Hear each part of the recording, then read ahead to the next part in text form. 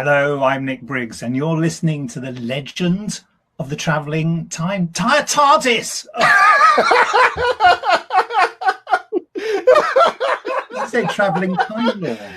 Do it again. Just do it again. Just for the count. Okay. Just for the sake.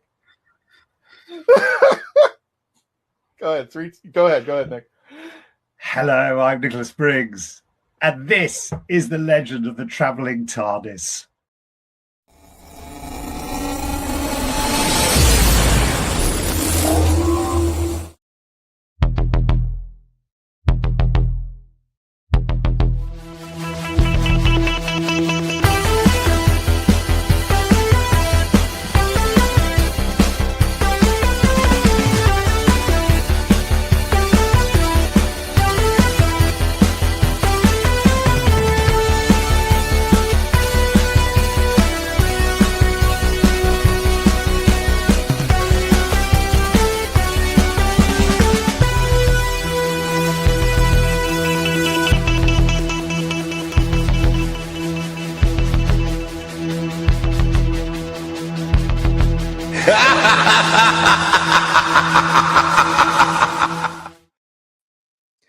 Hello and welcome, fellow Whovians, to the legend of the traveling TARDIS.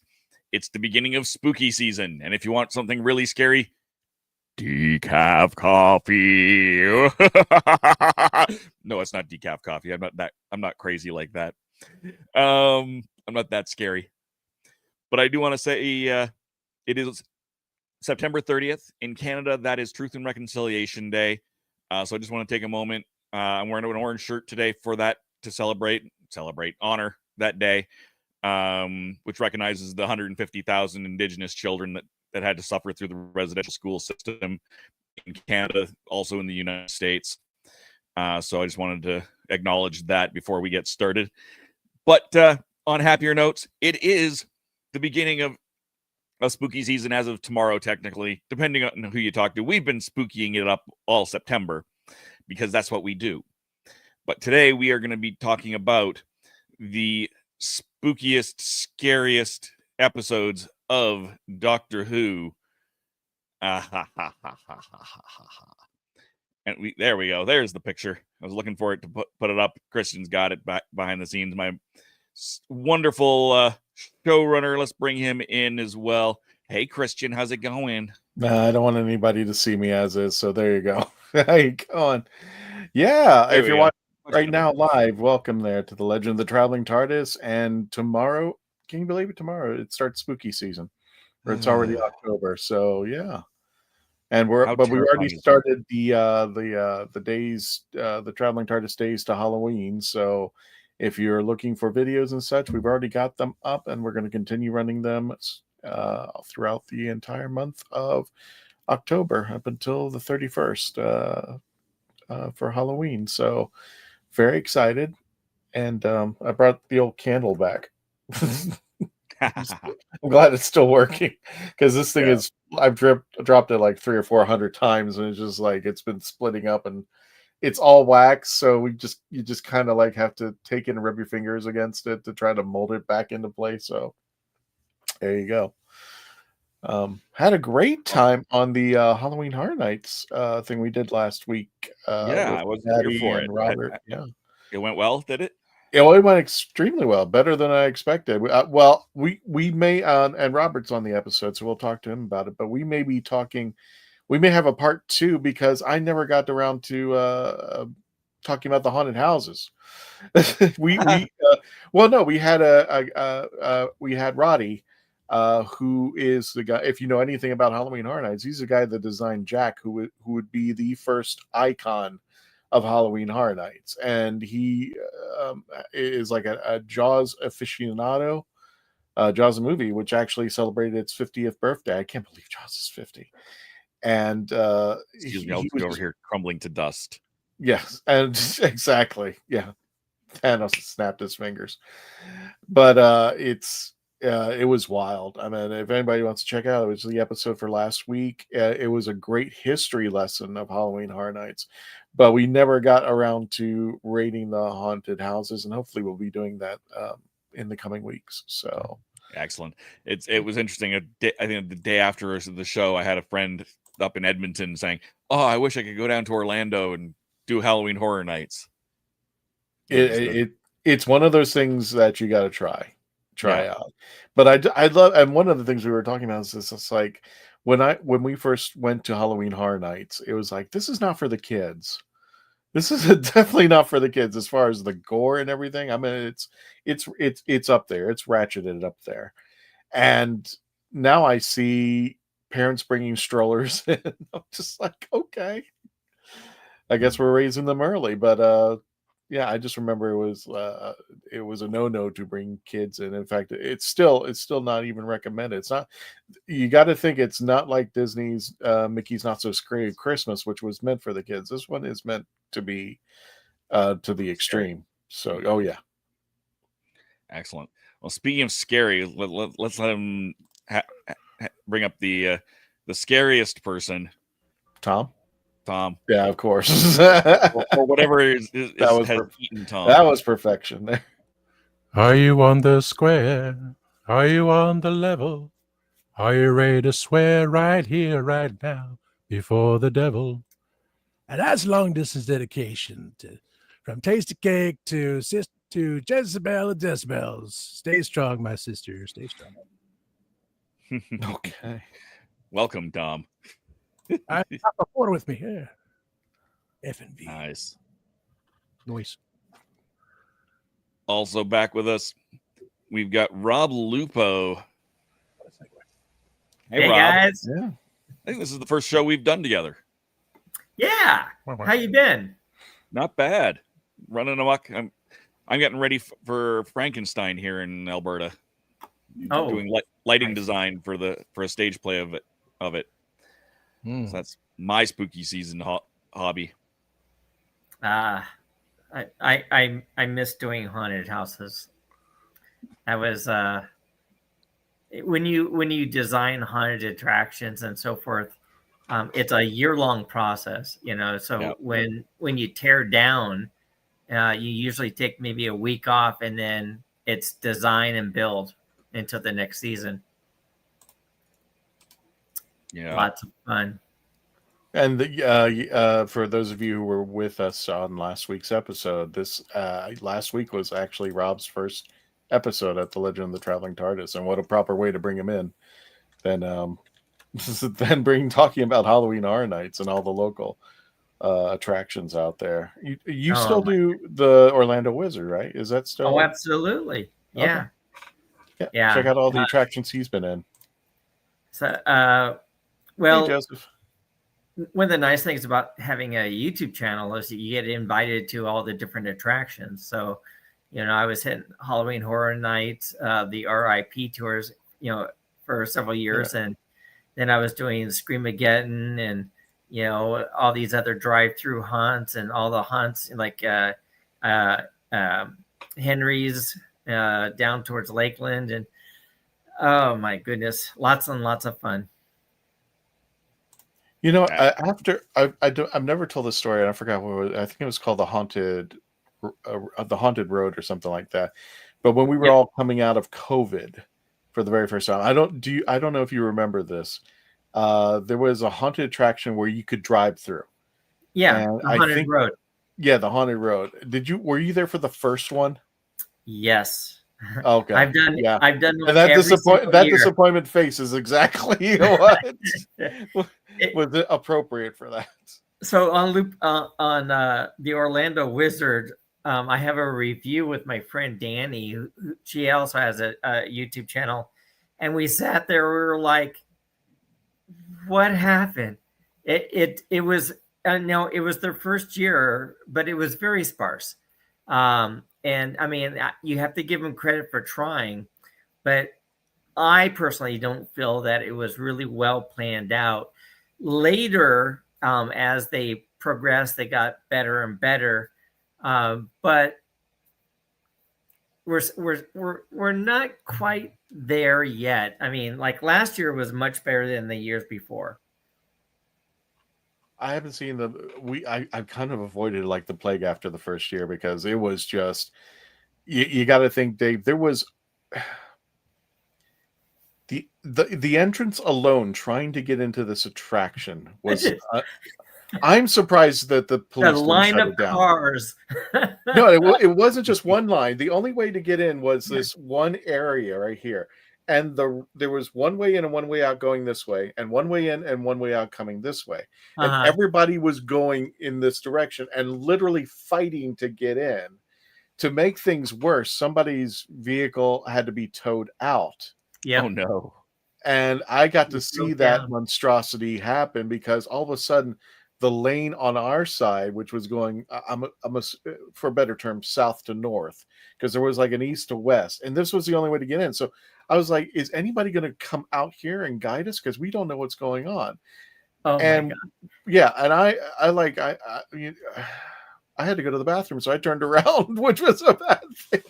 And plus, you were scheduled to come into this thing, and it's just like, Right. you guys really just don't have it. Now, So you drive like a madman to get there so you don't miss your time slot, only to find out that once you got to your time slot, it was another 45 minutes to an hour before you actually got in. I was because there was already running behind. Now, I just have a question. What was your expectation of the Haunted Road when you first saw it? I mean, before you even got in there, when you saw the advertisements and everything, what was your expectation of the Haunted Road? I expected to have a kind of like a scary attraction. So as I was driving to the different scenes, there would be more interaction with the cars and, and the scenes that are going on. So Right. the scenes are a perfect misdirection. So everybody's watching the scene. So that's the perfect time for, creatures to come out from the woods where you're not looking and come up to your car and scare the living crap out of you.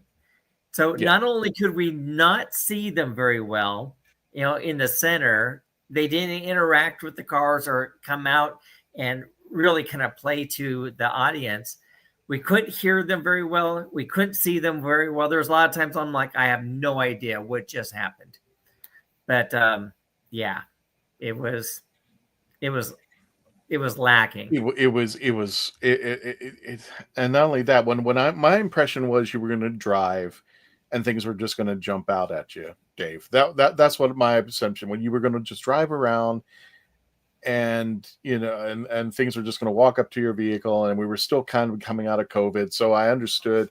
They even said, keep your windows closed. I was like, okay, I appreciate what they're doing out here. Yeah. I didn't keep my windows closed. The way that they did that, they split it up into scenes. So you drove, stopped, saw scene, drove, stopped, saw scene, drove, stopped. This is why it was taking 45 minutes, because it wasn't just like drive on and go into go in. It was like you had to stop for these scenes. And not only that, but each scene that you were at, there was a radio station. And if you were not paying attention to the radio station, they had to change the radio station frequencies. So if you weren't paying attention, you couldn't even hear what was going on. Right. So as you went from one scene to the other scene, there was a small sign that would say, well, now you're going to go to 42.3. You're like, if you didn't see that, if you drove by that, you're like, what's going on? Why don't you just keep it on one channel? I was hoping. So Not Scary Farm back in California, which is at Not Scary Farm, they were the first one to actually haunt a theme park. Mm-hmm. And they also haunt the rides. So I was honestly hoping it'd be like the log ride at Not Scary Farm, Haunted, which was like my absolute favorite ride to go on. And it's slow moving. And then these creatures would come out and they would scare the crap out of you. Or they tried. So their first year, it just didn't quite work. And then as they progressed, because they were serving alcohol there too. So when you got to the end, you could get food and take pictures, and they had other things there. We were trying to get the hell out of there so quick. It's like, we're done with this. Now, I will tell you right now, the food there is first year was actually really good, and it's just gotten better and better every year. So the food is actually quite nice. But I mean, they're still working bugs out. Understood. All right. Well, that was the haunted road. Sorry, Dave, but I was just like, it's spooky season. There's a lot going on. Season. Oh yeah. So we'll take this conversation and take it out of the time allocated for Who Knew News. Oh wow! Don't do that to Gadget. We have no news. Oh well, that's true. It's still Gadget. We want to give her due. So hang on. All right. Well, why don't you run that beginner, and we'll bring up Gadget, and we'll talk Who Knew News. Oh, okay. Here we go. Oh, yeah.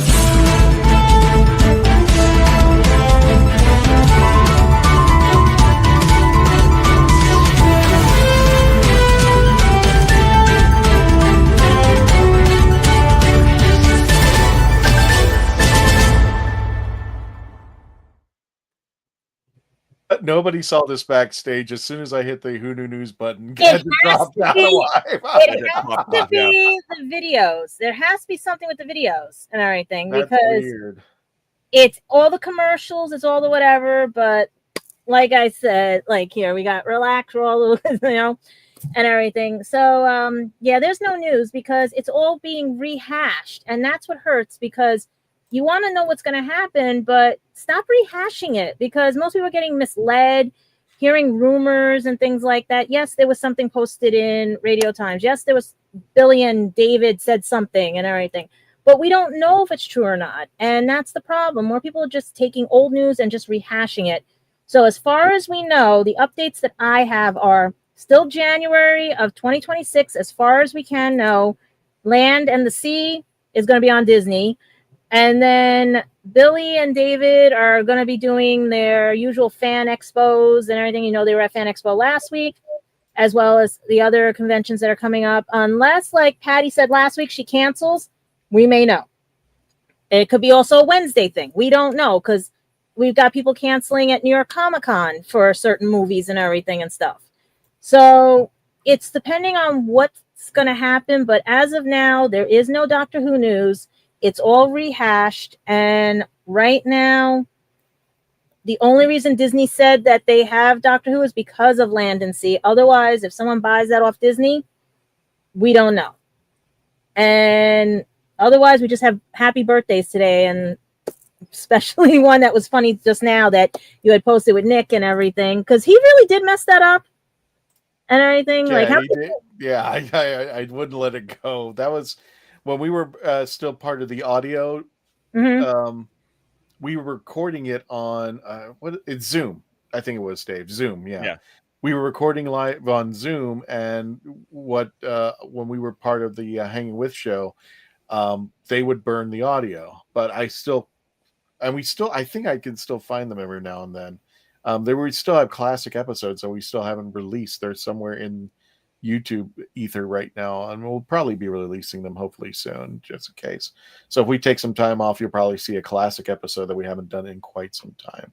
But go ahead, if you want to jump into the birthdays, I'll go ahead. Yep, especially since it's Nicholas's birthday and everything. Nicholas Briggs. That's why I used his intro. Yeah, he had turned 64 years old, and basically you can always catch him in the audio dramas as well as the regular series. Right now, what is he doing right now? Because Wikipedia and everybody else has him just listed as he's working. That's all he does. I mean, if it's not Big Finish, he's doing. Yeah, because all they have him right now. So. As I'm saying, all he's doing is, it said the last thing he had was in 2024 was BBC Prom.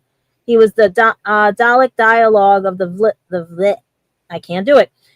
Vinix, I think I said it right and everything. And his last video game was EVE Online, the Dalek's voice role in 2022.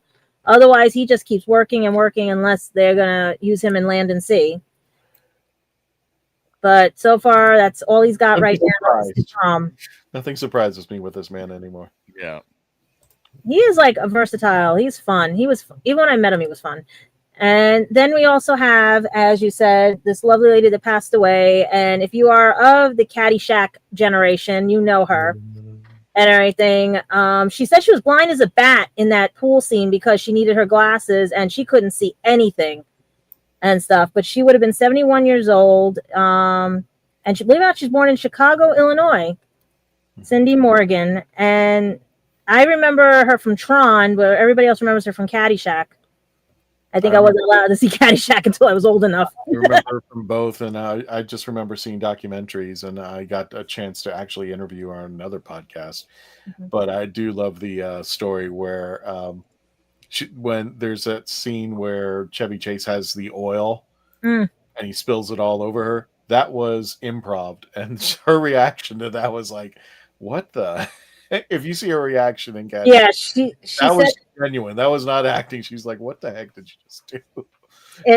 It's either he slipped or he did it purposely, but it was. They said it was like they thought it was going to be an ad lib, but then they kept it in during the cutting of everything. Oh yeah, Caddyshack was Caddyshack is one of those movies. If you really think about it, if you think about, I'm thinking, I'm trying to find a. You know how they rate movies and stuff about as far as story and characterizations. Caddyshack is one of those movies that just throws that out the window because it should not have been made. Well, yeah, I meant how much money they spent on it and how much delays and even the beaver. What was it? The beaver? Is that the beaver? Oh, the gopher. The gopher. The gopher. Cost them money and I think they were just improvising everything. There was supposed to be a scene between Chevy Chase and Bill Murray because the production people wanted it. They said like, "Hey, how are you going to have these two in the same movie and not even interact?" And these guys were at each other's throats. I mean, we still had a bitter feud after Saturday Night Live and during. So. And nobody realized that Bill Murray's brother was the one with the caddies and everything. Yeah, the lead caddy. And everything. And the same thing. That's why I was laughing when he did National Lampoon with Christmas Vacation, like being the boss and everything. Like those two got along, but the other one didn't. And it was just funniest thing. The accents that she was supposed to have an Irish accent kept going in and out. The other actress and everything. It was just one of those. Yeah.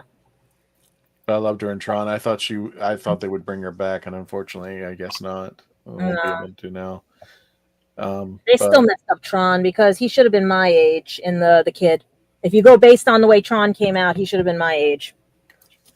And we have one more birthday, don't we? Yes, we do. Dominic, and if I say it right, is it Glynn? Yes. Okay. And I'm trying to research because some of the stuff he's done and everything, but he did the Doctor Who theme for which version, or he did all the versions. That's why I wanted to make sure. 6th Doctor and I think 7th Doctor. That's what I was trying to make sure. I know he did the Trial of the Time Lord theme, which is actually still one of my favorites. But I thought he did also Baker's as well, but I don't know if that was later or something. You know what I mean? Possibly.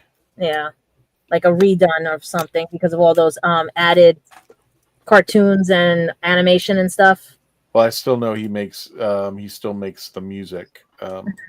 He still puts out albums and he does remix of the. They have Spooky Silent Christmas, Doctor Who Terror Vision, Warped Mind, Graceful Play. Like these are some of his tracks that he has and everything. Christmas Rush.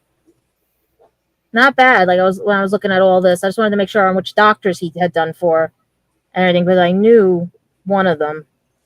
But not too bad. He turned 65 years old on the 27th of September. But yep. Hopefully they're going to hire him for Land and Sea and see what happens. Speaking of which, let's go ahead and put let's go ahead and end the no news. This looks like no news. Because this looks like somebody later on in the series.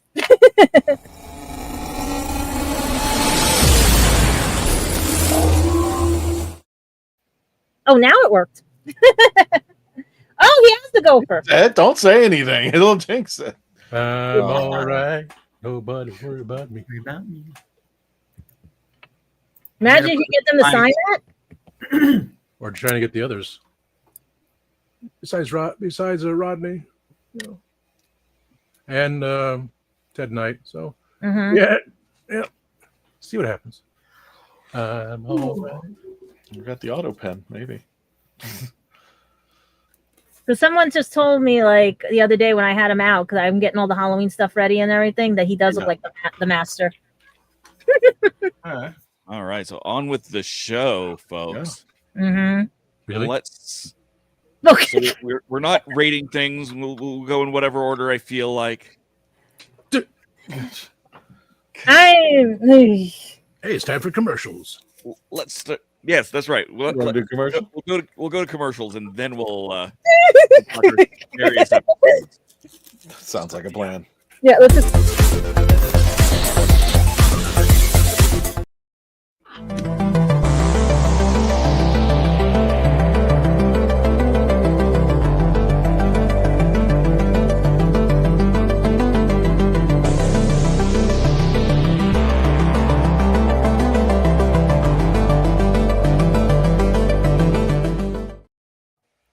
I'm author Mark Muncy, And I'm author Erica Lance. and this is Eerie Travels.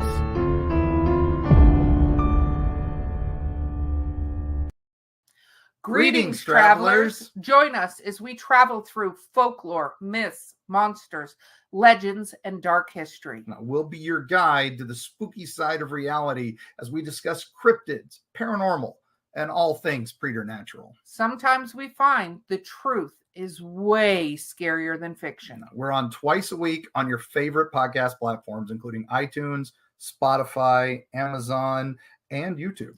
We have amazing guests from all of the areas of the strange and unusual, including witnesses, investigators, and more. Now, with Erica's curiosity and ridiculous array of pop culture and true crime knowledge. And Mark's decades of experience diving into folklore and the legends with the truth that's behind them. So join us, travelers, as we take you to the edge of reality, and we'll see you on the other side.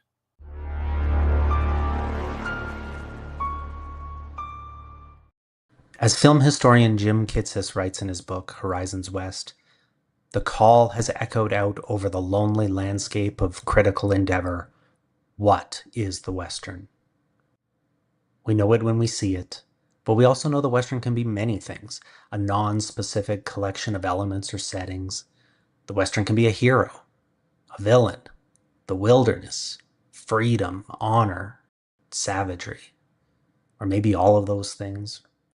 Or maybe none of them. The American Film Institute defines Western as a genre of film set in the American West that embodies the spirit, the struggle, and the demise of the new frontier. But then sometimes the Western is none of those things, and yet the film is still a Western. Maybe the Western is a vibe, a feeling, an intangible spirit, archetypes of history or mythology.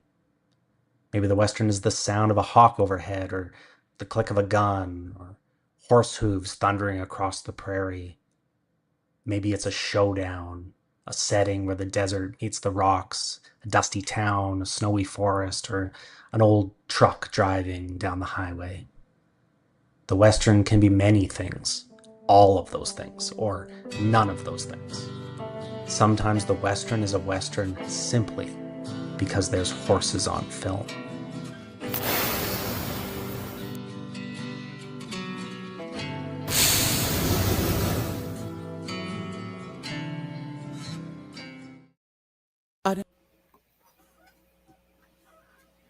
I didn't listen to that voicemail. I'll tear open that letter you sent. Don't you tell your friends I want you back. I gotta leave you now unread, because you've already said those words that switch my heart to dead from loving you. So you'll stay ghosted and I'll stay focused. I'll sew enclosed. The spell stays unspoken. A dark silhouette of a marked man and broken. Right down. I didn't listen to that voicemail. But TikTok, that story you sent. Don't you reel me in to get me back. I'm gonna leave you now. Are we back? Maybe. Yay. And we're back. It's cool. Welcome back, Now we're ladies and back. gentlemen. From outer space. From outer space, or out to outer space, or something, Filling the void. filling the void. No, that's a different show. Yeah, me and Dave. But yes, welcome back to the Legend of the Traveling TARDIS. We're talking the scariest Doctor Who episodes. And since he's got a thing, since he's holding up another pop, let's ask Tom what his scariest show was. Quoth the Raven, eat my shorts. That is scary. That's scary. Oh, hello. Where the hell did that come from? Something I don't know about StreamYard. Oh yeah, I found a new little fun little thing. Dave, I don't know if you read your email, but I found some other things that are going on with StreamYard now. Oh yeah, they're doing all sorts of updates, sound effects being one of them. Oh yeah, I did read that, but I don't produce enough. So, hello, I'm Sebastian McCoy. Still And how much does it cost to have that added on? Well, it's free. It's free stuff. It was free. Free. But I just wanted to do it at a time when nobody was paying attention. That's right. That's valid. So Tom, what did you pick for the for your scariest episode of Doctor Who?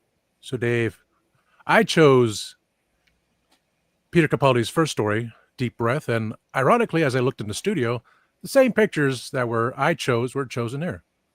Coincidence? Yeah. I think not. So that's one of the reasons why I chose Deep Breath. Those eyebrows, yeah, that's a good reason to choose it.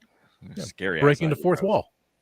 That's the whole thing. We had Oswin break the fourth wall. I was like, ooh, Jenna Coleman just looked at me. But not for the fact there was a dinosaur, not for the fact that there was a spontaneous combustion. And we find out that this is technically the sequel to Girl in the Fireplace, because this is the sister ship to the Madame de Pompadour, that the crew is taking bits and pieces of peoples and one bit from the dinosaur to put themselves together, make them human, which, again, is it in the first place? Were they droids? These are not the droids you're looking for. It's never been clarified. The idea was always in the back of my mind, watching this yesterday, when the 12th Doctor says, I don't kill or murder anyone, and the droid said, well, it's in our programming, we do not self-destruct. And then 12th says, well, one of us is lying. And then we see the death of the droid, and then Capaldi and the 12th Doctor breaking the fourth wall. It's like, setting up for a dark Doctor, which makes him my favorite Doctor. It's like, that was scary enough for me, saying, okay, who did it? Who killed that human droid? Also the fact, deep breath. How long can you hold your breath? And as I took a deep breath, as Clara did, I only lasted half as long, because of course I didn't pass out or anything, because I couldn't remember the rest of the story. The idea of wearing, or when 12th Doctor put the face on Clara, I said, it's a face. I was like, yeah. You play this just for the joke, for the scary bit of it. That's human flesh they put on her face. And then for him to disguise himself as one of them, he had it all wrapped around. It's like, okay, that's just nasty. So just the buildup of suspense, the fact they're going to kill everyone if they don't hold their breath. How long can you hold your breath? Or were you originally a human or a robot doing all these things? And this picture, I watched it because I remember this picture. I don't remember it being like this on the show. I may have to watch it a third time, but for the fact of they could do this after post for all these pictures, it's like, do you recognize this face? And that was the ongoing thing. Doctor, do you recognize his face? Why did you choose his face? The suspense is building up. And then, oh, welcome. What's the place called again? It's not Paradise. The Promised Land. The Promised Land. Thank you. See, I already forgot. You made it to the Promised Land. And did my boyfriend do this to you, or did you do it yourself? It doesn't matter. He gets angry sometimes. It's like, okay. Throw in again. Was it the doctor? Did the doctor kill him? We will never know.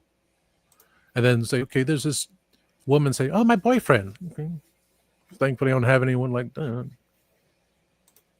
I hope not. Kind of wonder. No, she's an angel. But the nice callback of 11th explanation of why the phone was out when he did his last episode. Just going to Clara put it back into the doorway. Him calling her this time. So nice little. It had this had all the beginnings of something great. It's very classic for me. We had the humor. We had the suspense. We had, oh, I'm Scottish. I'm Scottish. I could be angry about everything. But yeah, just for that scary part, because we can go into further. Everything is going to get scarier. It took me, when I messaged Christian, I had to delete a paragraph, try and run through my head. Like, let me think about this. Anything classic, anything that someone else would say. This is the beginnings. So for me, it was a scary thought of, did the doctor, as Missy said, did he kill you or did you kill yourself? That was scary enough. Besides holding your breath because these droids are killing people and making them spontaneously combust for little bits and pieces to put themselves together. And how the hot air balloon was made of human skin. That's good. That's a bit scary right there. So Luckily, very simple. The TARDIS. Yes. What was the TARDIS from The Next Doctor? The Next Doctor, yeah. Say, So we start off the beginning because anyone can go think, oh, I like this one. Of course, everything in Capaldi's, I loved everything for Capaldi. People are just, why they did it. Couldn't have continued on. But he felt it was time. But this was the start of it all. So I just went very basic. Okay. That's interesting. Very interesting. And a good choice. It had some good moments as far as some writing for Peter's doctor. It's just like the scene where he's talking about, I can open up bottles with his eyebrows. And he's a tech eyebrows. What was that scene? He was trying to steal the horse and he was going like, he was saying something, and then the writer took it, and he goes, "No, I'm not talking to you. I'm talking to your horse." Something like that. I mean, just like seeing the little humor. Yeah. Oh, yeah. That's right. I have to borrow your pet. So I'm like talking to the horse. So I love his just grumpy alienness of him in this episode. He's just a grumpy old alien. Doctor Who fan all these years. He finally gets to play the Doctor. You know, for him to start, and wasn't the other actor? I can't remember because Liz Sladen's husband was in. Was it this Brian something? I can't think of it. Yeah. I'll look it Between up. The two stories, The Mummy on the Orient Express and Brian Miller, Brian because Miller. Sadie Miller, because of Sadie Miller, their daughter. Yeah. So that means Brian. That was Brian. I need your coat. Next up, let's just take. I'm without looking too deeply at these thumbnails because I like being surprised too. I'll skip to something a little bit on the older side, I think. And Gadget, what did you pick? The Autons.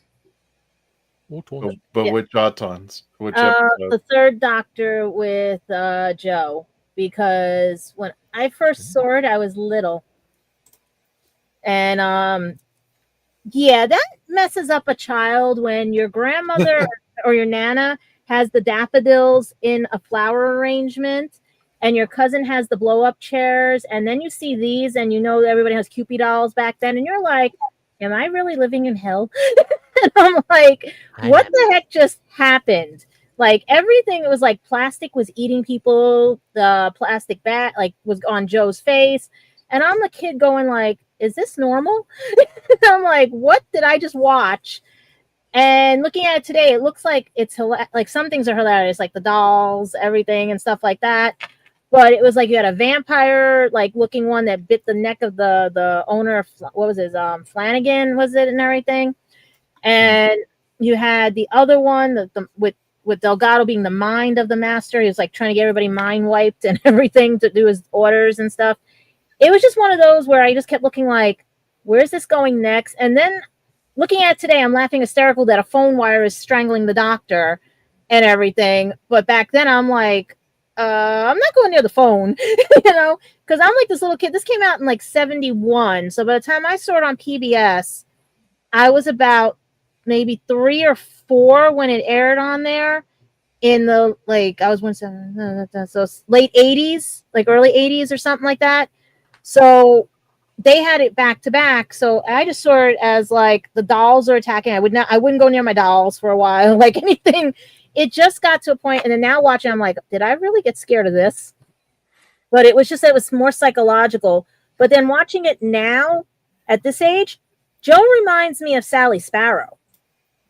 And then I was going through my head, what if Sally Sparrow did get touched by the angel and went back and became Joe Grant, and that's why she wanted to be the doctor's companion so bad and everything, and the way she investigates things and stuff. Because that smile that Joe had during all of this is like she knows more than she's saying and everything. And it would make sense on a little bit of things, but like that scared the hell out of me because my cousin actually had one of those chairs and I refused to sit on it. I was like, nope. That's the most uncomfortable chair on the planet. That was like, I have the Darth Maul one sitting in my closet right now when I worked at the party store. It's sitting in there, not even opened. That reminds me of water beds. My best friend had a water bed, and I actually got to sleep on it once. And I was like, "This is the most uncomfortable thing. How does anybody sleep on this?" But I saw this thing eating him, and I'm like, and my cousin had one. I'm like, I'm not sitting in there. They're like, go sit on the chair. It's for kids. Nope. I said it's going to eat me, and they looked at me like, what are you talking about?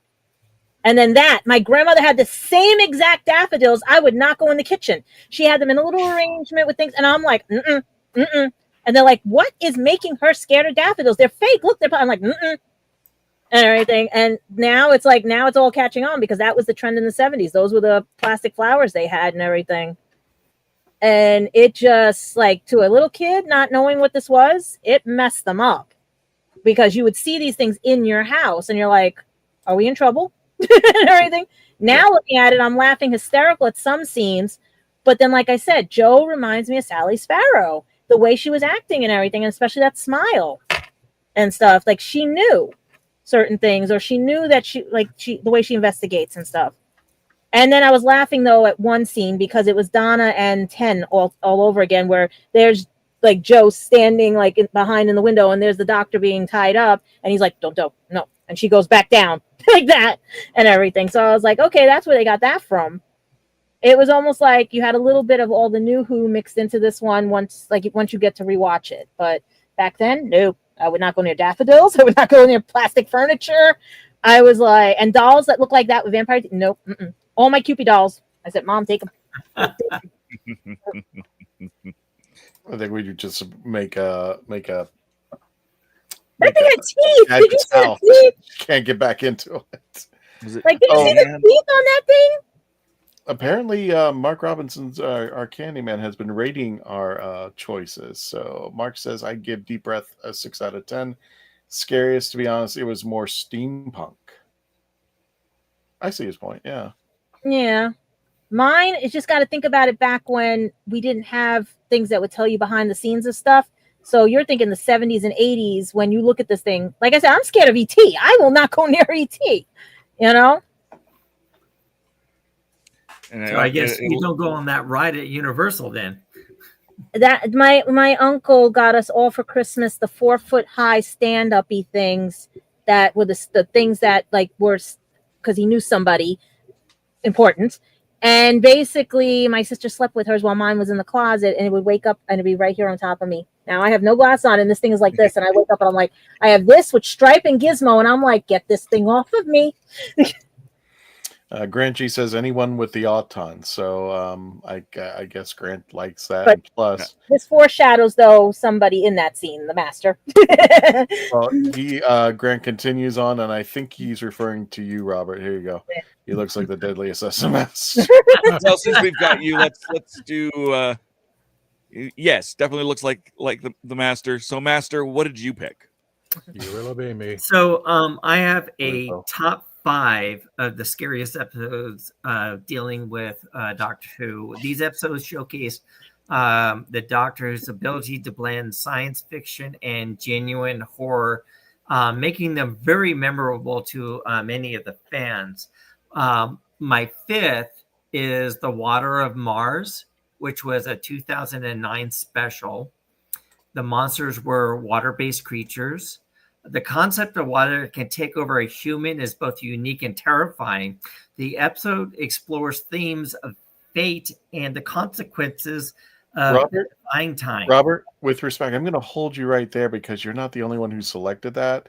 So I'm going to hold you right there. But if you want to talk with the person who made that selection, you guys can both talk about that episode. But I'm going to hold off because somebody had made that selection as well. I want you both to talk about it. Yeah, several people actually picked many of the ones that I picked.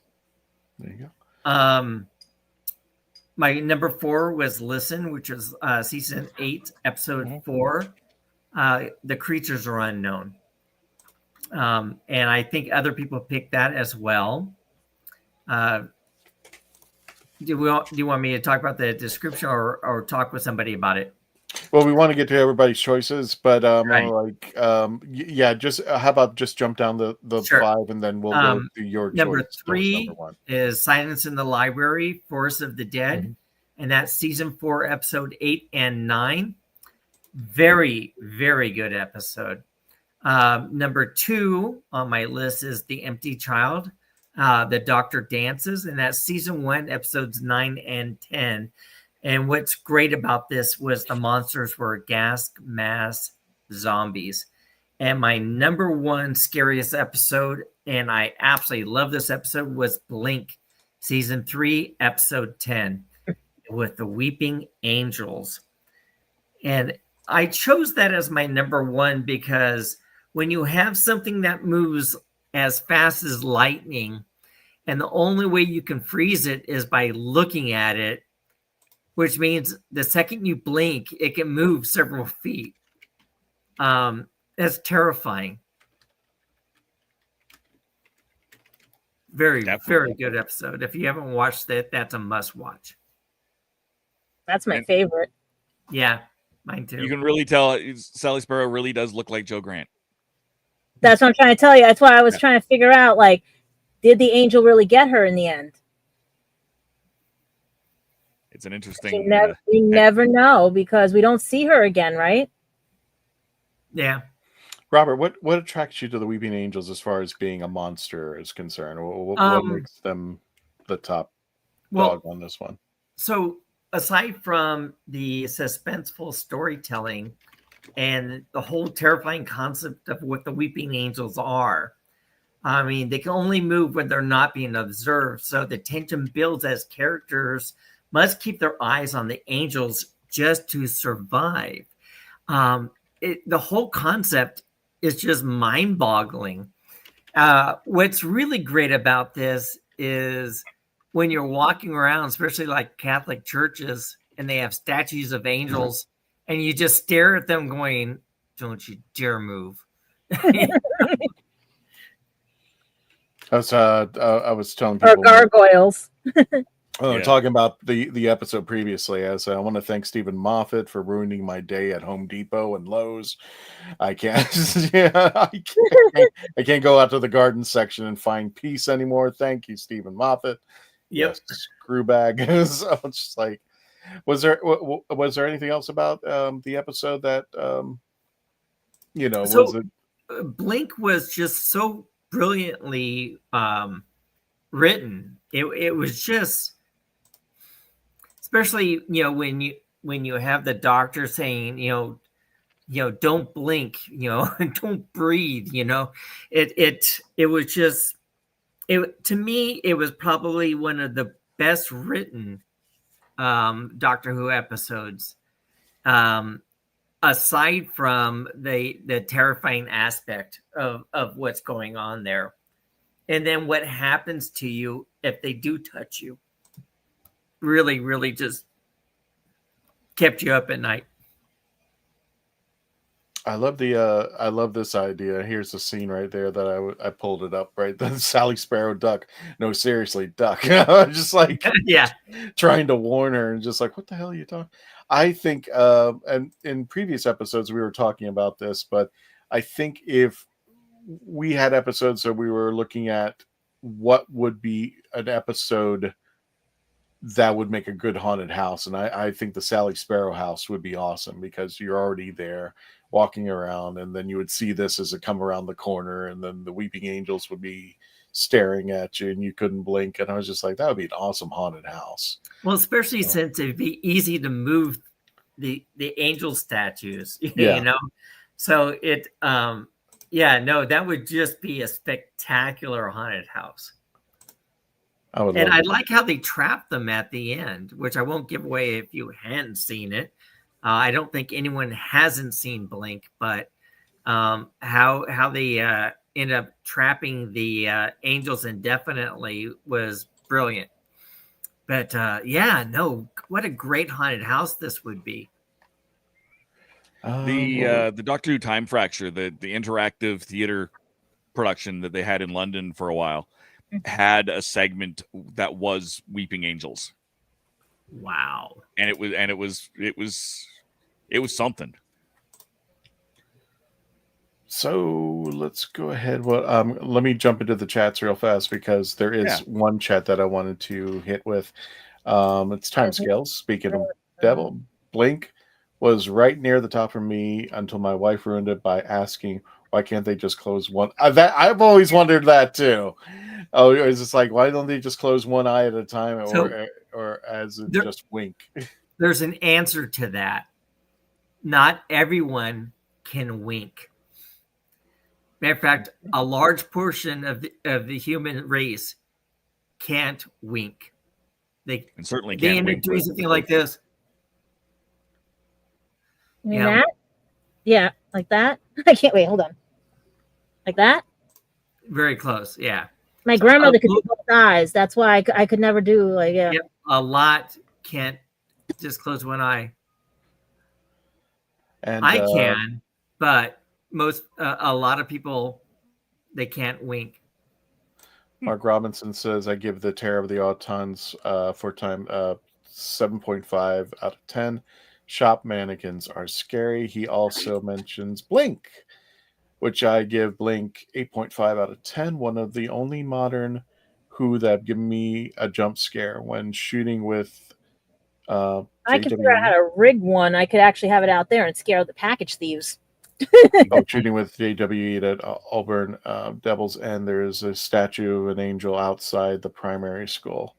So yeah, thank you, Stephen Moffat. Can't blink, can't breathe, can't do anything right there. I guess we're dead. So pretty much. Well, we could tie it back to Disney and gargoyles. They are a lot of gargoyles. Everybody sounds like they're from Star Trek: The Next Generation. Anyway. Is that all the chats we've got there? Oh, we got plenty more chats. Hang on a second. Nicobat says, she says, don't blink and always carry a marker to keep track of the silence. So that's her advice to us if we're ever into the WHOniverse. And she continues, I'm thinking knock knock, silence in the library, and night terrors. Rose Kirby comes up and says, I think officially there is 21 Scariest Doctor Who. Oh, yeah. She's also citing that tomorrow, as we mentioned earlier, is the 1st of October, 4th quarter, World Music Day, and World Vegetation Day for what were you celebrate? It's also National Dyslexia Awareness Month. Oh, okay. Spooky season. It's the month of Halloween. Hey, Christian, you haven't got 3 more, so you have a 4th set of candles, Ronnie. I think I remember that skit. Sorry out there. So, yeah, we wanted to address this to Candyman. Hey, everyone, I hope all is okay. Just recovering from a sickness bug at the moment. So I hope you're feeling better there, Candyman. I really do. And, Yeah, Lots of tea and honey. lots of tea and honey. Andrew Thomas says, I really like The Edge of Destruction, Web of Fear, Inferno, and the Demons as scary classic Doctor Who stories. So, I gotta watch Edge of Destruction again. You're going to really classic. Inferno was a good one. It wasn't really, to me, it wasn't scary. It was just not like scary, but how do you put that? Not mysterious, not scary, but psychological. Is that the word I'm looking for? Yeah. Okay. Yeah. Thought that was a good psychological story. And of course, the demons. And for right now, I think that is all the chats, Dave. All right. It's a light Well, day speaking of- today. Sorry, what was that? It's a light day today. Most people will be chiming in on these. Yeah.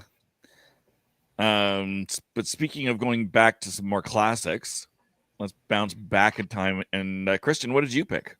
I picked, of course, it's not only my favorite episode of Doctor Who, I still equate it to being the scariest episode of Doctor Who, and I picked The Talons of Wang Chiang, of course. I don't know how this is not anybody's top 3 list. Everything from... Again? Which one? Which one? 2 or 4? The Talons of Wang Chiang. Which Doctor? The 4th Doctor. 4th Doctor? Why didn't I see that one on my list? I was looking for the episodes. 4th Doctor. I just love this episode because it is ultimately scary. I mean, try watching it again. If you're not thinking that this is not in your top 3 or top 5 list, I have no idea. Especially the giant-sized rat, seeing Magnus Greel. And I thought it's also a fun episode, too. I love the part where the scene where Tay is about to shoot the Doctor. And I thought it was just cool that the Doctor knew what was going on. Not only is he holding the card up for him to shoot, but he takes the card and actually brings it closer to his face, like he's taunting him, like he's challenging him. And also the mere fact that we have our doctors dressed up like Sherlock Holmes, I thought that was cool. And you have Leela acting as Eliza Doolittle to Jago and Lightfoot. I thought that was a cool concept. I especially like that when I think it's Lightfoot is trying to teach her how to eat properly with utensils. She's still not getting it. And of course, if anybody knows the actor Deep Roy, I think this is one of his first episodes, if I'm not mistaken. If anybody wants to correct me on that, but yeah, this is Deep Roy, and before Star Trek, before Charlie and the Chocolate Factory, all that, this is his first role, and he was terrorizing. He was just magnificent. I mean, he just scared the crap out of me as Mr. Sin going around with the knife. Just this little Peking homunculus. I think I said it properly. And it's supposed to have the brain of a pig, but he's just god awful evil. And it's like, wow. I think also they mentioned the word Reykjavik. I never thought I'd ever hear the city of Iceland in any Doctor Who episode, but I thought that was cool. And of course, they go into the tunnel scene, and I think there were certain scenes that you could just, yep, there were certain scenes with Louise that, a boy growing up my age were like, oh, what are those? So, that you could get away with back then. That you could get, well, there was a lot you could get away with, especially with PBS. But I simply adore this episode. I think it's one of the most brilliant episodes. It's one of the most scariest. I mean, it still kind of gives me the creeps anytime I watch it, especially with Mr. Sin and everything that goes on in this episode. It was just so well written and so well done. The location that a lot of that was filmed at is a museum now. Oh, really? Yeah, and Mark and I actually went to it, and I think we sent you a picture of the outside. We didn't go inside.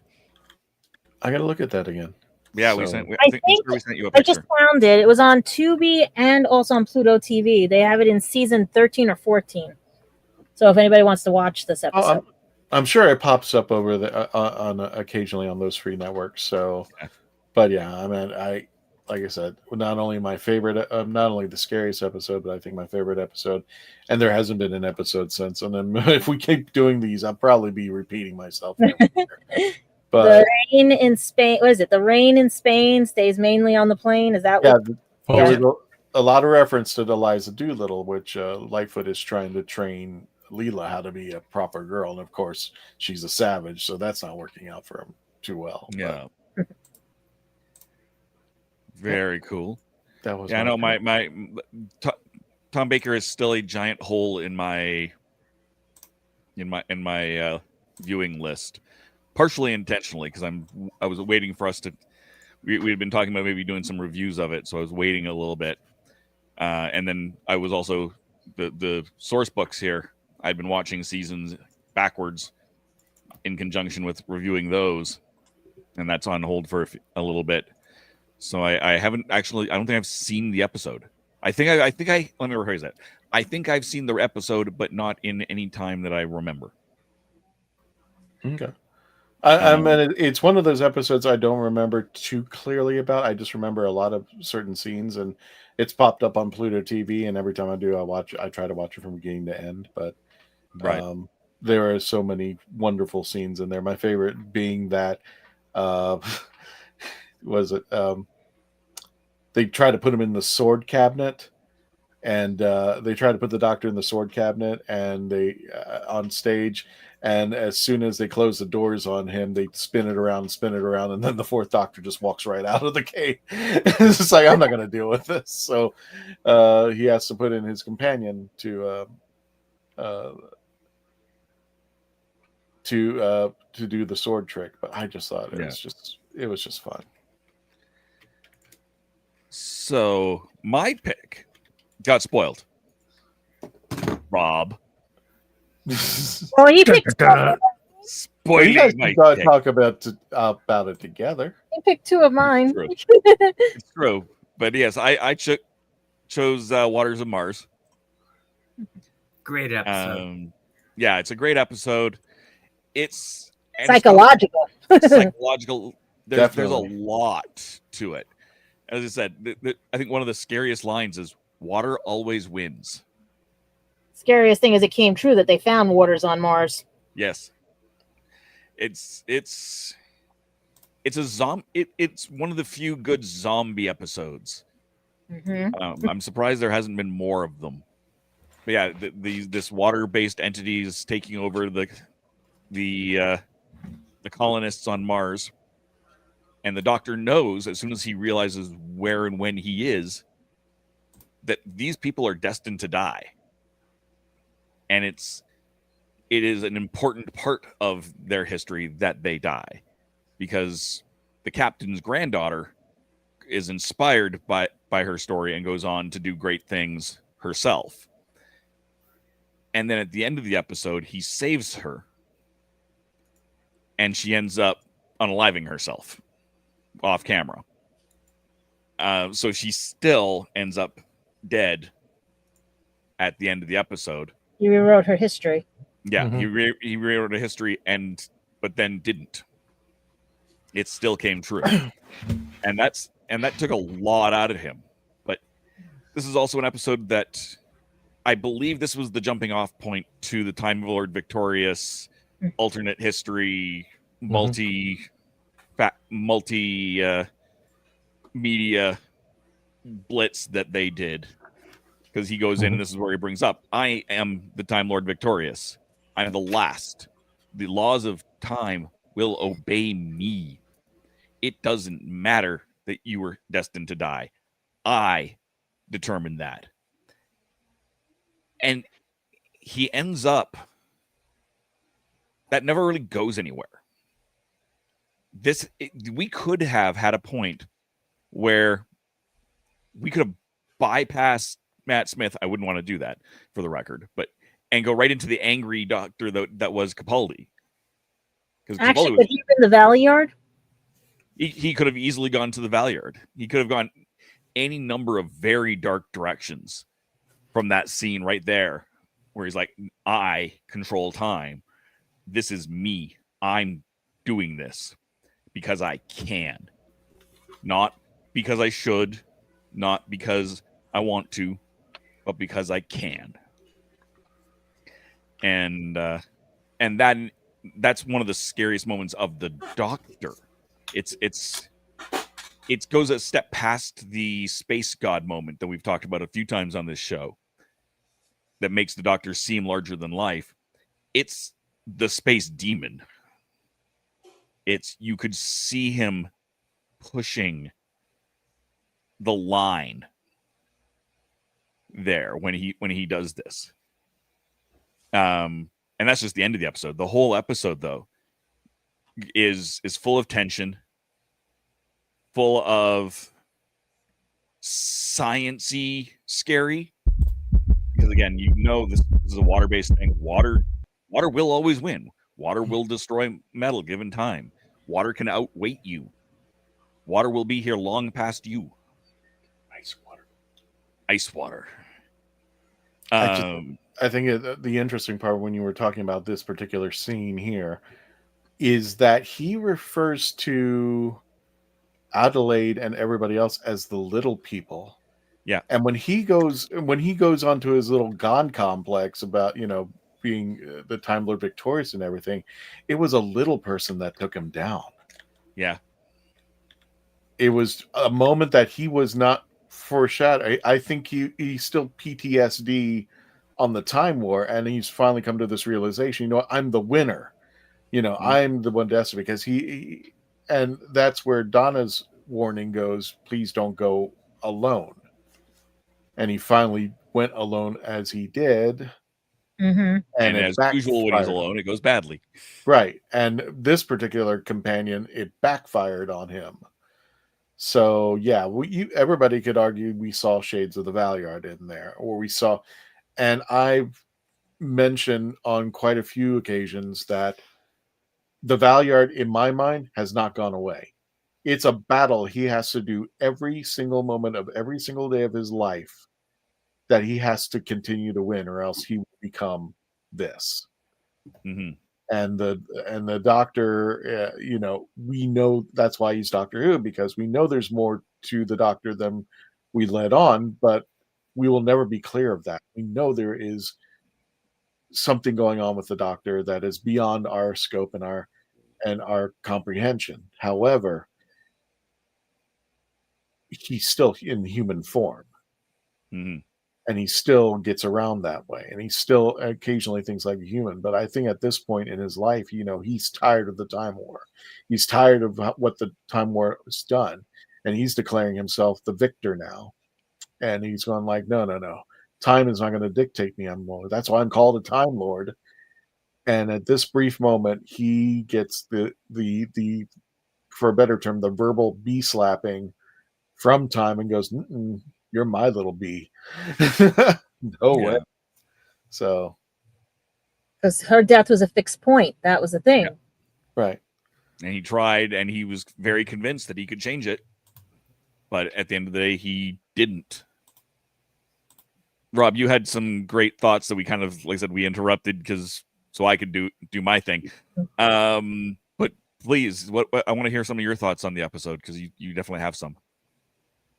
Which ones? You tell me which ones. We'll do with the Water of Mars, since we're talking about water of Mars. I mean, specifically. So, I mean, let's look at the concept of water, of the water that can take over a human being. It's such a unique concept, as I was saying before. There's a lot of fate, consequences of defying time, and all this just really adds to the horror of that specifics, because they have to figure out in a very timely manner not only how to not be infected, but how to defeat this. It was a fantastic episode. It's definitely one of my favorites. Right. I wanted to find out something else too, because I heard a rumor that the Russians or whatever have on our planet have dug into an ice age type water that they're now saying is possible sentient. Like the water doesn't match what's here on Earth because it's been so stuck under the ice that they think it's a new life form. Could you think that's like what happened at Mars when they went through the ice and they found the life form? Could there be life in water that we don't even know about? Oh, certainly could be. Oh, without question. I mean, there's so many microbes and organisms in water that you don't see. That I mean, we have stuff in there that can make you instantly sick. Mm-hmm. So if something like that can infect you, yeah, Anything can. I'm looking at this picture because that's that's I got teased a lot for that one. Yeah, gadget. Mm-hmm. Pop, The robot survived, except when it got lost its communication. Yeah. No, it was just it was a good episode, and it was one of Tennant's last episodes. There was a two more. There was a four special arc to end his era, Right. and then the next two was the Christmas and New Year's episodes that were a two-parter with the Master again, with the Super Master. He will knock. Yeah. So I mean, the episodes that we mentioned, they're all scary for all these different reasons. I mean, you have to give it to the writers. So like Listen, which was my number 4, you don't even get to identify what the creature is. The episode plays on the fear of the unknown, suggesting the existence of a creature that can camouflage itself perfectly. The psychological tension and ambiguity make it particularly frightening. It's just so well written. Yeah, and I don't care that I don't know everything about it. Right. It adds to it. It doesn't take away. That was one of the criticisms that 72 Yards had, was, well, we never find out what the monster is. Yeah. What the point is, like, yeah, and I mean, the question is, do you need to? Yeah, you don't. I mean, it's like sometimes the mystery itself maintains the fear. Mm-hmm. Yeah, it's I mean, Listen was a really particularly great episode. One of my absolute favorites is Silence in the Library. That 2-part story takes place in a library filled with shadows that can strip flesh from the bone in seconds. Mm-hmm. The atmosphere and the unseen threat creates a deadly unsettling experience. That was so well written and so well put together that it's a spectacular episode. Yeah. The Empty Child, the Doctor Dances, episode 1's season 1, episode 9 and 10, is set during the London Blitz, which is a spectacular time.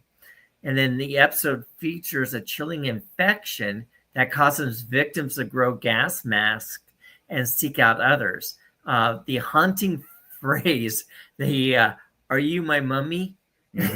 Oh, I was very much considering picking that episode. That the creepiness of that was just like, "Are you my mummy? Are you my mummy?" Just like Mummy. It's and then like when we were talking about Blink, that is such a renowned and suspenseful storytelling, that the terrifying concepts of the weeping angels who can only move when they're not being observed. That tension builds as characters must keep their eyes on the angels just to survive. Mm-hmm. And the idea of closing one eye and then closing the other eye only works for some people. The key. The Super Mario Brothers video games did it better. Yeah, exactly. So I mean, the key so you're trying to say don't get anti-reflectant glasses because the reflectant will push the angel back. Oh, well, that's possible. But they have to see their reflection immediately. Yeah, but they see the like moment you move your glasses, they're not looking to their eyes anymore. So you would have to like put them out there. I mean, the put mirrors on each side. There would be 2 people. One, both of you staring at the angel, and then the one doing task coming back as you blink, and then they blink, and then that person goes off and does the task. So if you plan it correctly, you could survive that. We'll just keep a mirror until a second angel comes in. Yeah. Or a third, or a fourth. What's that meme I always see? It said, if a silence and a weeping angel would fight each other, who would win? Oh yeah, that would be funny as hell. Actually, the perfect way to survive the weeping angels is to run into a house of mirrors. Yeah. I stand by that because the moment they walk in, there's a reflection, and then you walk out the exit, and they're trapped. So what else do we have in the comments here, Christian? Sure. Let me go ahead and continue. Where are they? Mark says Demons is double ends and made it to #1 scariest Doctor Who episode. TLDT in 2023. Yeah, I think that was Mark's selection. I just tried to share us to something real quick because one of my friends is looking for it and says our link is not valid. Okay, which link? What are you referring to? YouTube Live. I just went to go share it and it says the link is not valid. I don't know. It worked. I got YouTube running here. Yeah. So that's all right. Please enter a valid link. Wow. I'll wait till it's over. Maybe then I can send it to him. Maybe. Yeah. Or you just send him the main link, which is youtube.com/The Legend of the Traveling TARDIS.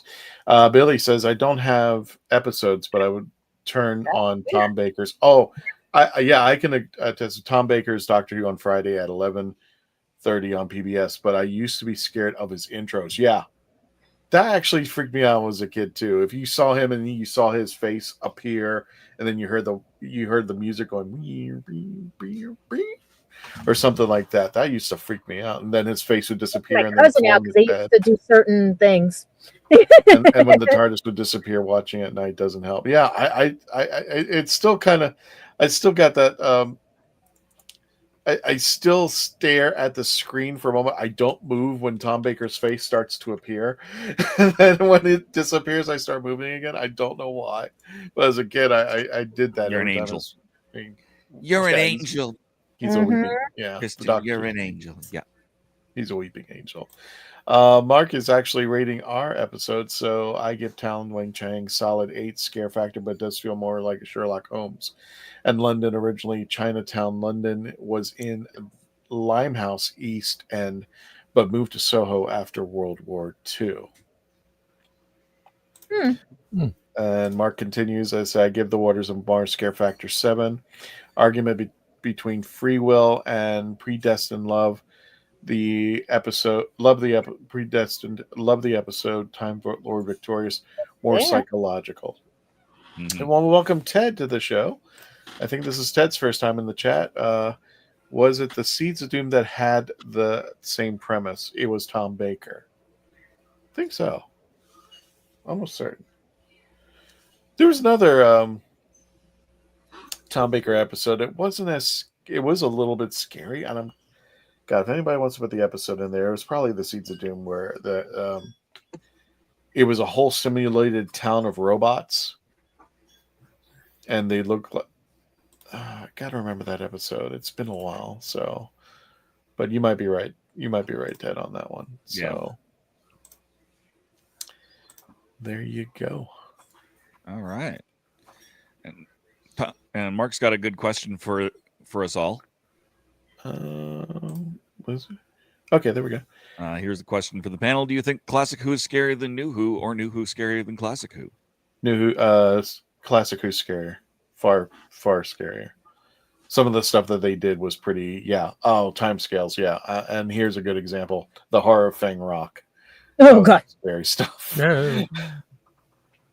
I think they're different sorts of scary. True. Yeah. That's it. I don't think they necessarily one is more or less scary, because there's definitely some creepy, scary stuff in New Who. But New Who is psychological versus jump scares. Yeah, exactly. Yeah. It's two entirely different styles. I mean, there's still some jump scares, but yeah, no, definitely. I don't think the two can be. Also, you got to think of the world the way it was back then. We didn't have AI like this one AI actress that's trying to get signed, and all the other stuff that we had back then. We had just, what was it, cardboard cutouts and things and stuff that we had to use our imagination. And that's what I think that the downfall of scary things is. We don't use our imagination anymore because we know what's behind the smoke and mirrors, like the wizard. Oh, thank you, Dan. It's the android invasion. So yes, it's a Tom Baker episode. Mhm. I think the Seeds of Doom was pretty bad too. Meaning it was pretty badass as far as if it's the episode I'm thinking. Like I said, now I've got to go watch some Tom Baker stuff. Great, which I have no problem doing. It's not like it's a bad thing. I was going to say you sound so put out by that. Yeah, it's been a while. Yeah, I love Tom Baker. He's awesome. I think it was everybody's doc to the first, like, because we all got to see him on PBS and everything. Yeah, well, he like of all the doctors in the earlier Doctor Who series, Tom Baker was my absolute favorite. And then with the new season, like David Tennant really took the ball and ran with it. Because do you think that they thought of it as they were big kids in a toy store? Because that's what I think they were. Because everybody else to me felt like, oh, this is serious acting. They took it as, I'm in a toy store, I'm going to play. Yeah, I would say that. Mm-hmm. Megalos is scary because Tom Baker, I don't know what they did to him, but they turned him into a cactus. So it's a whole thing. No, scary is that other type of flower thing that we don't talk about. I don't have every episode on tap in my memory, but I do have quite a few. Yeah, I think I need to revisit some classic Who again to catch up. And Dan says, have glasses made with mirrors on the inside. Put them on the angels while you stare at them. I'm just like, yeah, that's true.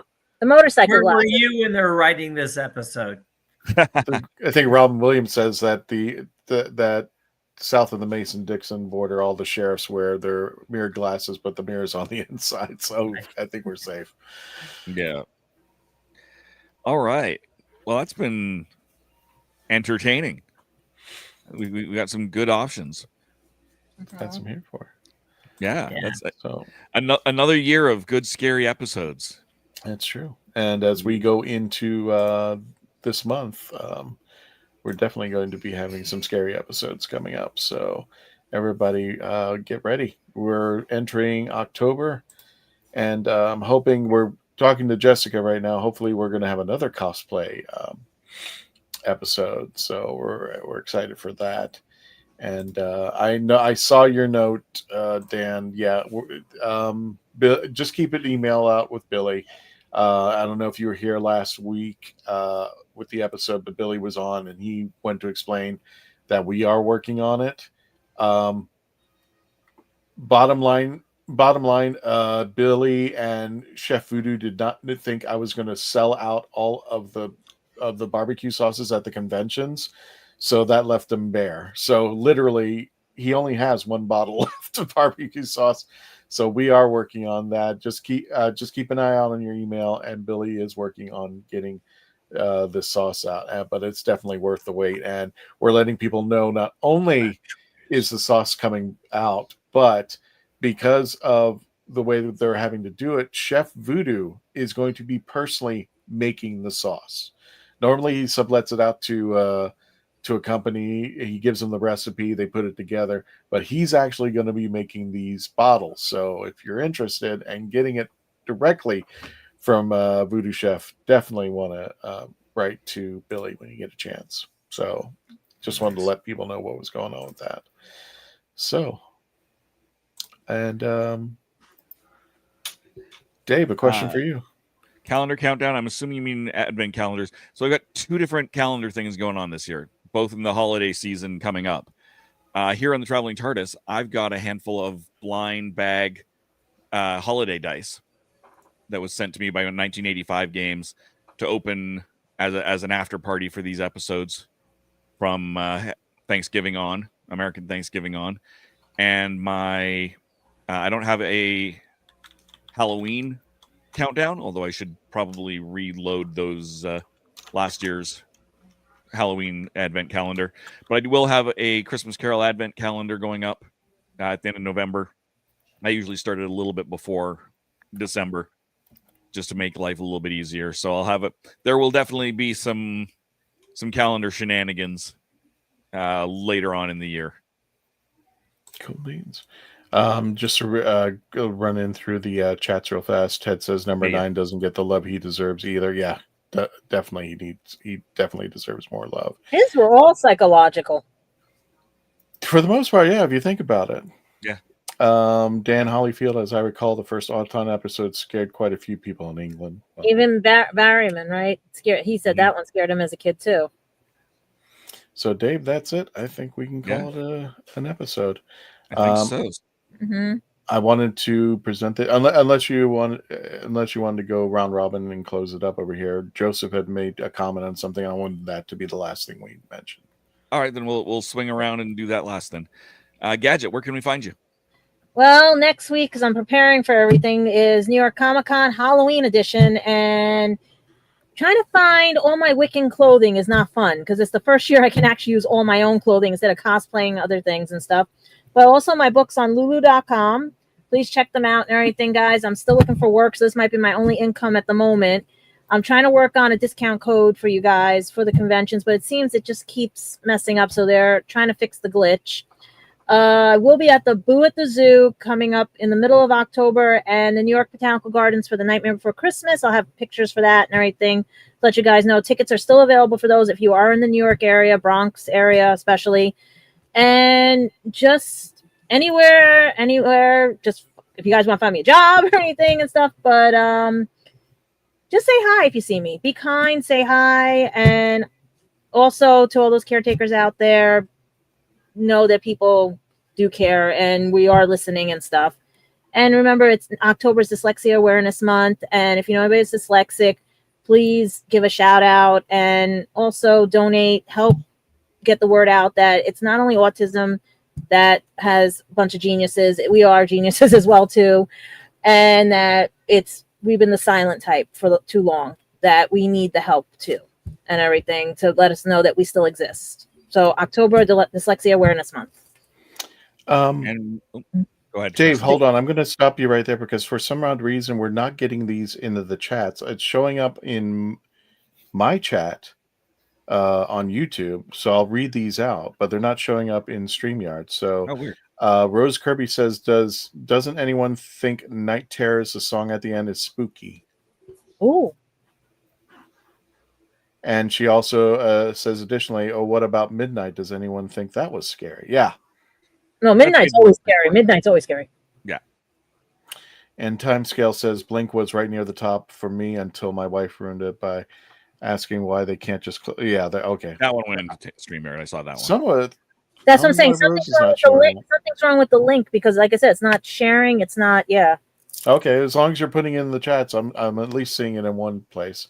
Mm-hmm. So okay, we'll go ahead and continue, Dave. I just want to make sure everybody got their chat in. So no problem. Rob, where can we find you?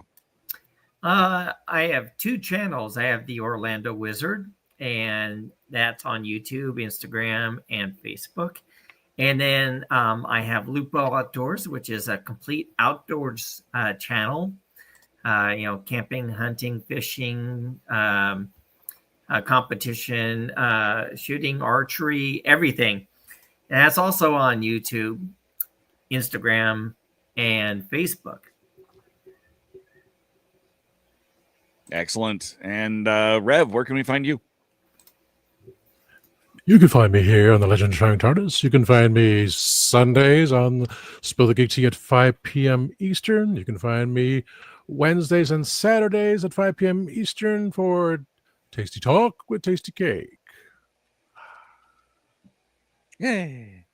As for me, you can find me on my channel, The Rat Hole DOTCA, on YouTube. It's youtube.com/The Rat Hole DOTCA. Kind of sporadically right now. I've been doing a lot of video games, which is, if you know me, is very strange because I don't do video games. Sundays, you can find me on Spill the Geek Tea. Tuesdays, right here on Legend of Traveling TARDIS. The first Thursday of every month, you can find me on youtube.com/@HappinessPatrolShow. You hopefully saw that commercial during the commercial break. Happiness Patrol with myself and Melanie Dean, Justin Womack, that you might know from this channel, as well as some other friends. Check us out. The next episode is this coming Thursday at 6 p.m. Mountain, so 8 p.m. Eastern. Hopefully we'll be in the chats saying hello. It's during the premiere of during the episode. And as well, my new show, Horses on Film. Scott and my cousin Cameron, who are both on Happiness Patrol, both decided we wanted to tackle the IndieWire Top 100 Westerns. And so every 2 weeks, we're going to be looking at a different Western movie. We've been recording for the last couple of weeks. First episode comes out October 13th, which is Thanksgiving Monday for the Canadians. Real Thanksgiving, not this late November thing. But we just talked about Rio Bravo with Melanie Dean. So if you miss Melanie on this channel, that's another place you can find her. And yeah, Kristen, where can we find the Traveling TARDIS and you? Absolutely. This coming November, get your calendars out and make sure you lock it in if you're in the local area. The 13th annual Makers Fair, it's going to be taking place November 8th and 9th over at a Central Florida Fairgrounds. Your tickets now at makerfairorlando.com. I'll be joining with the Daleks of Florida. So definitely we will be going out over there, and make sure, again, you get your tickets at makerfairorlando.com right now, November 8th and the 9th, and we'll be out there that time. Please keep an eye out on our social media for any upcoming events that may be coming in between stuff. We're still sorry, I'm just looking at something. Okay, we didn't make where we thought we were, but I want to thank all 82,807 people for subscribing to us. So yeah, we bumped up a little bit since we've been here. It was at 7 before, yeah. Yeah, now we're up to 82,000, trying to reach our goal of 100,000 before the end of this year, and you guys helped us a great deal. So without further ado, thank you so much. The last comment that I wanted to put up, hang on a second. Everybody's putting their comments up now. Was from Joseph over at the No Name Trivia game. Can you believe it's been 7 months since Simon has left us? And that's just... Please don't make me cry. So without further ado, everybody go ahead and let's say goodnight to Simon as we end the show. Thank you so much for joining us until the next adventure. Everybody, let's say goodnight to Simon. Good night, Simon. Good night, Simon. Good night, Simon. Tony, take us out.